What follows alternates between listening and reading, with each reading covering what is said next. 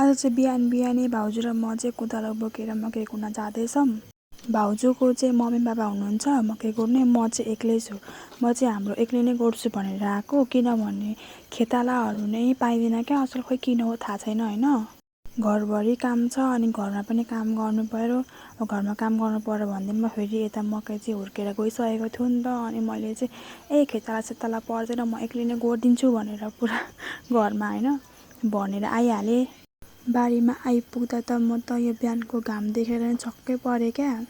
तर फेरि यो घामले मलाई छेक्न सक्दैन आज मकै गोड्नुको लागि भनेर चाहिँ यो दुईवटा बारी चाहिँ मैले आज गोड्नुपर्ने थियो मकै।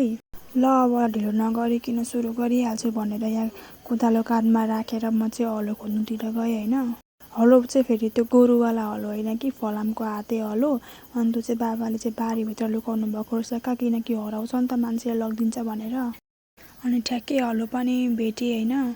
तर फेरि घाम चाहिँ क्या उयो मधुरो हुँदै चकिलो हुँदै गर्दै थियो होइन। अनि यो घाम नसाम भनेर फेरि जङ्गिँदै हिँडेँ क्या, आज म गर्छु भनेर। किनकि घरमा भनेर आएको थिएँ नि त आज म यो दुइटा नसकिकन घर आउँदिनँ भनेर। अनि 100को स्पिडमा काम गर्नु थालेँ होइन। पहिलाको मान्छेहरूले भन्थे नि त पढ्नुभन्दा खन्नु सजिलो भनेर, तर होइन रहेछ क्या, खन्नु चाहिँ लास्टै गाह्रो हुँदो रहेछ होइन। घरि हलोले घरि कोदालोले खन्दा म चाहिँ वाक्कै नै भएँ होइन।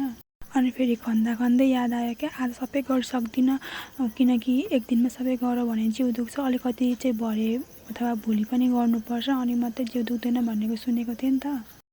अनि त्यही सोच्दै यहाँनिर म चाहिँ डङ्क 100को स्पिडमा खन्दै थिएँ होइन। अनि यत्तिकैमा फेरि मम्मीले खाजा ल्याइदिनु भएछ क्या। अनि खाजामा चाहिँ मम्मीले अन्डा पनि ल्याइदिनु भएको रहेछ नि त। अनि मम्मी अन्डा चाहिँ किन ल्याइदिनु भएको भनेको, खन्नको लागि एनर्जी आउँछ नि त भनेर ल्याइदिनु भएको अरे क्या। लु त ल्याइदिइहाल्नु भएछ, अब खाइदिन्छु भनेर खाएको अनि मैले चाहिँ यो यताको फर्स्टको चाहिँ खनिसकेको थिएँ, उताको चाहिँ खन्नु बाँकी थियो। यति खन्दा मेरो हालत चाहिँ पुरा गम्भीर भइसकेको थियो क्या। अनि फेरि मम्मीले चाहिँ घाममा डढ्छु भनेर सनस्क्रिन पनि लिएर आउनुभएको रहेछ क्या। जो साल मम्मी बाठी हुनुहुन्छ। अनि म चाहिँ सनस्क्रिन लाएर फेरि खेल मैदानमा उत्रेँ होइन।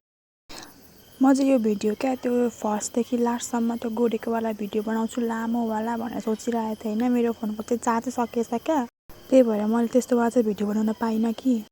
अब अलिकति गोड्नु बाँकी थियो, ठ्याक्कै भाउजू पनि 11 बज्यो त भात खान जाउँ भनेर आउनु भएछ होइन।